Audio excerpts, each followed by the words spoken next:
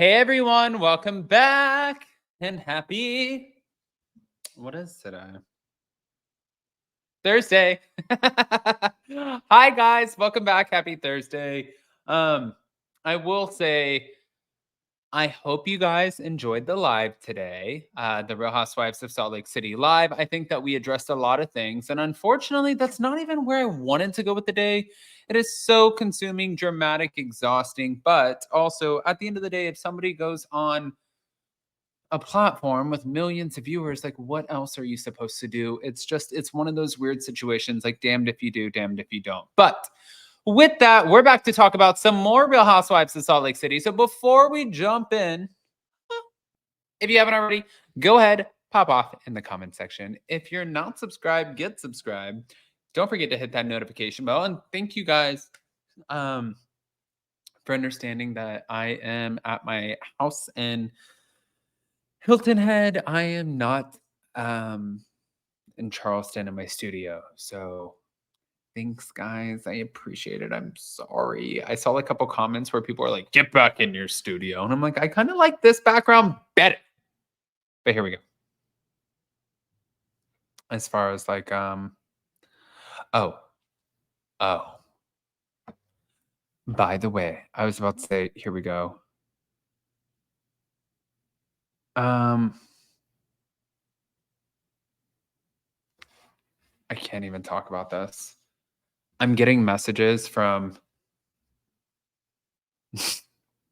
somebody who is insane, who you guys know of. I'm not going to talk about it unless she wants to come out and talk about it. She wants to post it. Go ahead. Anyways, thank you to Real Housewives of Salt Lake City and Reality Blurb, because we got Bronwyn Newport in the house. Bronwyn Newport looked back at her fight with Lisa Barlow over her call to Heather Gay in Palm Springs after Wednesday's episode of The Real Housewives of Salt Lake City. As she opened up about the unseen moments that led up to their dispute and accused Lisa of antagonizing her with the FaceTime call to their castmate, Bronwyn recalled Lisa ghosting her ahead of the trip as Lisa denied being a shitty friend and suspected that Bronwyn had been negatively influenced by Whitney Rose and Angie Casanevis, both of whom, by the way, I am blocked. Lisa's not neutral. Lisa's not explaining my point of view. She is firmly here to wave the Heather flag. Before she got on the plane, this was happening, is what Bronwyn said on the after show. According to Bronwyn, she called Lisa before the getaway. I really said, are you going to be okay with coming? Are John Barlow, like, and Justin Rose going to be fine? I really gassed Lisa up. And then there was like a weird ghosty moment of she wouldn't respond to texts or calls, and I didn't know if she was coming. That's what Bronwyn recalled as Whitney said that that was the first sign of war. So her and Meredith sit on the plane, and they tell me over and over that I'm misunderstanding Heather and that they feel sorry that Heather's not here and all of these things. And I'm like, okay, there's no other venue, you guys. I mean, it's true. But she said there's no other venue you guys could talk about this in other than to me. So, like, I don't want Heather here, and for good reason. And I knew where Lisa's alliance was and where her loyalty was, but I was very shocked and I was very angry that she FaceTimed Heather.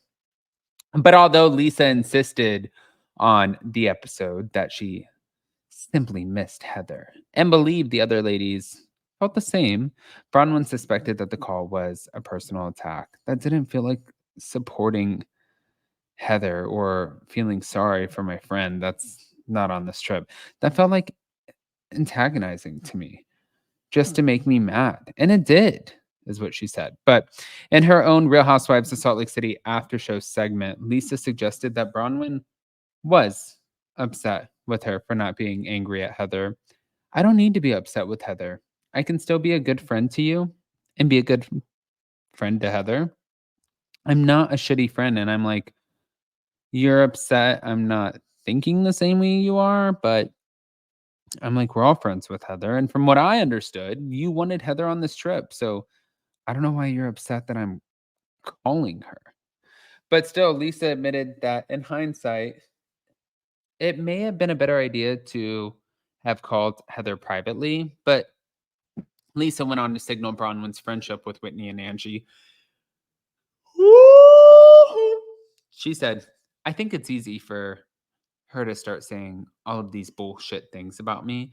I think they're committed to telling everyone I'm a bad friend. They're trying to poison the well.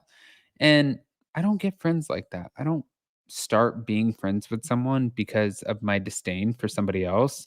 But speaking of her own thoughts on friendship, Bronwyn pointed out that Lisa never actually asked her about the conversation that she and Heather had at her house, which led to her leaving Heather out of the trip. And Lisa has still yet to ask me what happened at my house, but she not only heard Heather's side, but continued to parrot it for everybody else to hear. And it just felt like a very odd choice. If my friends are fighting, I either want them to fix it or I stay out of it, but I don't choose one side without even knowing the other. So sometimes things hurt your feelings because they're true and they need to inspire change. And sometimes they're just malicious. And that was malicious to call Heather. Hmm. Interesting. Now, as for how Heather felt about the call, she said that she was happy to hear from Lisa. Yeah, of course, because it was about Heather. I wanted an update on what was happening in Palm Springs, but I had too much pride to text anybody or be like, what's happening? So when Lisa called, I was happy.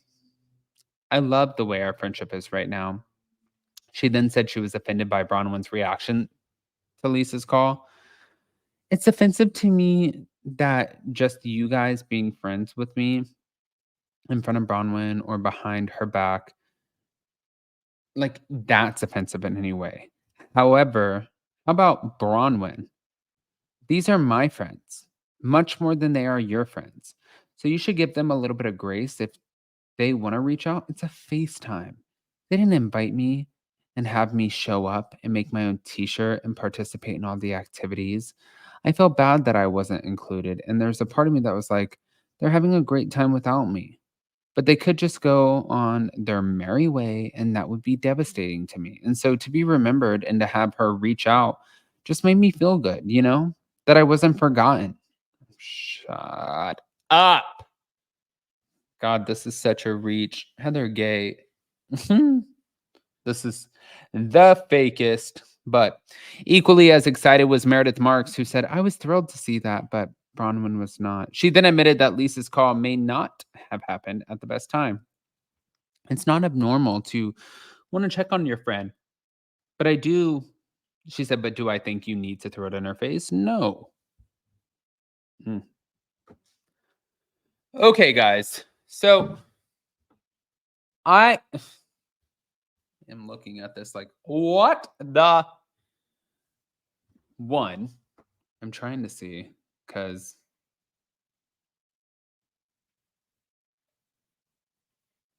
I have this psychotic person who's affiliated with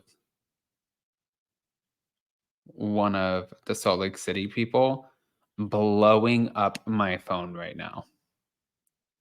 After all of this Whitney stuff, after all of it. It's like, God, go away with your BS. Pop off in the comment section, guys. I love you. Smash the like button, show some love, and we'll see you next time.